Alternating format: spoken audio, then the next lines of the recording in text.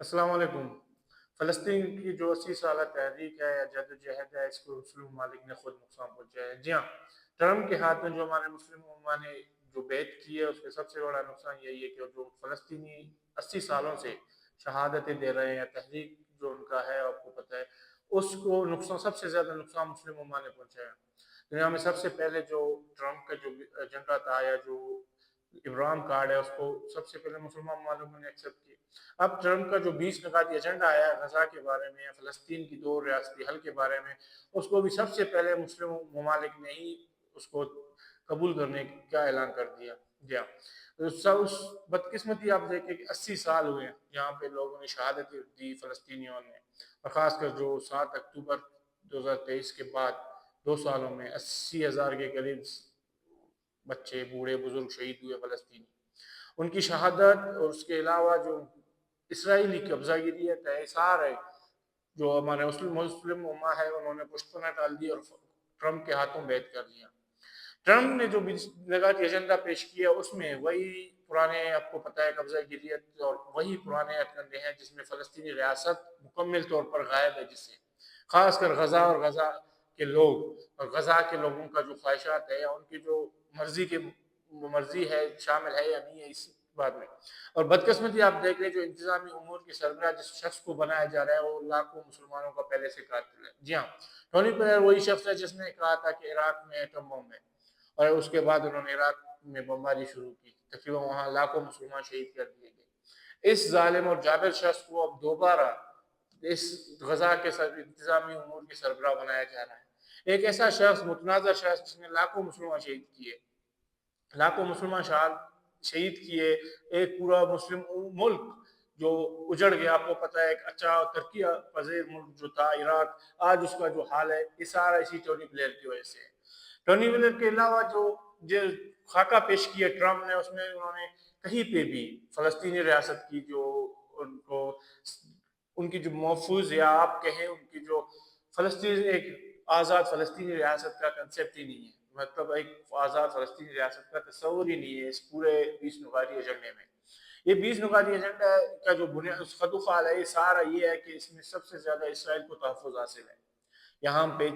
غزہ کے لوگوں کو تحفظ کہاں گیا، جو 70-80 ہزار کے قریب لوگ جو 2 سالوں میں شہید ہوئے، پورا غزہ آپ نے پتہ ہے اتنے بمباری کیے کہ آج پورا غزہ کھنڈر بن چکا ہے، جہاں لاشیں ہی لاشیں ہیں، اسپتال، اسکول، کچھ بھی نہیں بچا 2 سالوں میں۔ ان کا حساب کون دے گا کہ 2 سالوں میں جو انسانوں کو بے دردی سے کاٹا گیا، ان کے اوپر بم شیلنگ کی گئی، ان کے اوپر کئی ایسے بامس گرائے گئے جو انسان سوچ ہی نہیں سکتا، روزانہ کے بنیاد میں 100، 150، 200 لوگ شہید کیے جا رہے ہیں۔ اس کا جواب کون دے گا؟ کسی بھی امت مسلمہ کے ملک نے، جو 57 ہمارا اسلامی ممالک ہے، ان میں سے کسی ایک نے بھی ہمت نہیں کی اور آگے نہیں آیا۔ ان 2 سالوں میں صرف دیکھتے رہے اور اسرائیل کے ہاتھوں بیعت کی۔ اسرائیل کے، آپ کو پتہ ہے، اسرائیل کتنی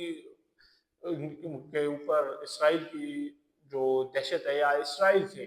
تابداری اتنی کرتے ہیں کہ اب اپنے ممالک میں اسرائیل کے خلاف انہوں نے احتجاج تک اجازت نہیں دی۔ جی ہاں، آپ نے پتہ ہے پاکستان میں جو مشتاق احمد صاحب تھے، انہوں نے جو احتجاج کرنا، جب بھی احتجاج کرنا چاہے، وہ گرفتار ہوئے۔ آج سب رو رہے ہوتے ہیں، ہر طرف ان کی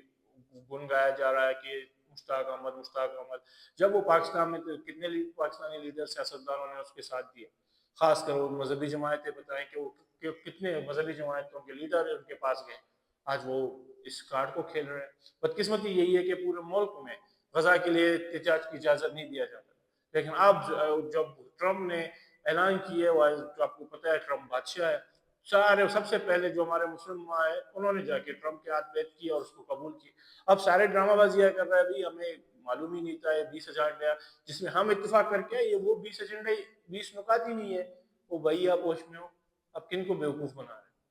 یہ اس سے کیسے ہو سکتا ہے کہ جو 20 نکاتی ایجنڈا ٹرمپ نے پیش کی، آپ وہاں تو قبول کر کے آئے، یہاں آ کے آپ کہہ رہے ہو کہ یہ ہمارے والے نکات ہی نہیں ہے،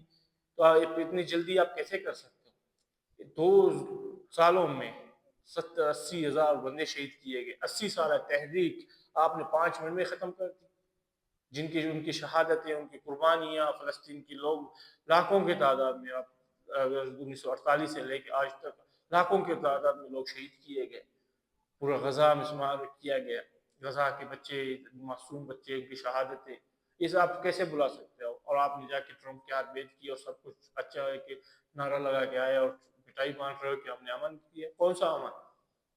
امن وہ ہوتا ہے جہاں لوگوں کو اپنی سرزمین پہ حق حاصل ہو. غزہ کو جس ٹائم غزہ کے لوگوں کو اپنی سرزمین پہ اپنے خواہشات کے مطابق ایک ایسی ریاست جس کے وہ تصور کرتے ہیں اسرائیلی قبضہ گیری سے پاک ریاست، تب آپ کہہ سکتے ہیں کہ امن ہے.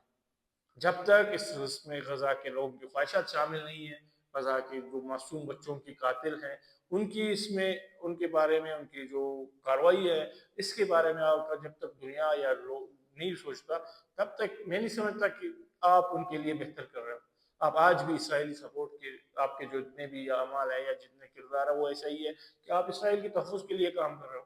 سب سے زیادہ اس 2 سالوں میں جو غیر مسلم ممالک ہے وہاں پہ احتجاج کی گئی ہے. جی ہاں، آپ دیکھ لیں آسٹریلیا دیکھ لیں اور کولمبیا جیسا ملک نان مسلم ملک جنہوں نے اسرائیل کا پورا سفارتی عملہ ہی واپس کر دی،